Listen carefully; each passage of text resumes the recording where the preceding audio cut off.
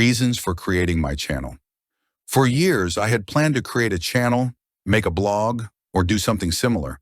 But when I saw the red pill movement, with many YouTubers calling out problems in the dating world, I decided to back off. However, in my church community, which is the Church of Jesus Christ of Latter-day Saints, I noticed that no one was advocating for single men. I noticed that many in the church community continue the blame the men culture, and every time there was a problem with dating, they would just talk to some single women and ask for their perspective on the dating crisis. The interviewed women will usually say there is a big dating mystery, come up with some weird dating strategy, or blame men for the lack of marriages. In other words, the interview was fruitless and continued to spread the current dating narrative.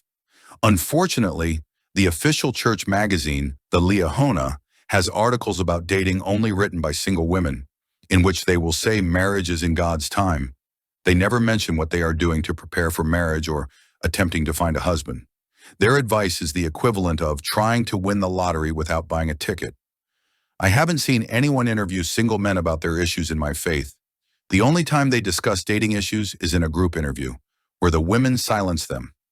It is time for our faith to acknowledge and address the issues faced by single men. We can't fix issues unless we know what they are. Also, in my channel, I advocate marriage. However, I am not blind to what's going on and how society has made a mockery of marriage.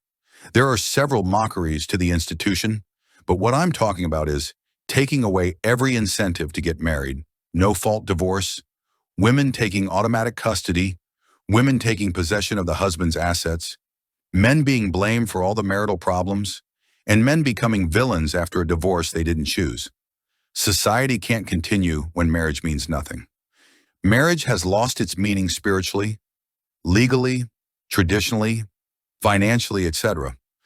For society to continue, marriage must provide a stable family unit and environment and be upheld with diligent effort. In fact, marriage was instituted by God. We must do our part to maintain it individually and as a society. Satan has implemented his anti-family plan to the point that many members of my faith don't see that it has happened. I plan to provide specific examples of how marriage has been degraded and discuss potential remedies for these issues. I also plan to do some scriptural commentary, social commentary, and similar subjects on this channel. I don't want this channel to be a one-trick pony.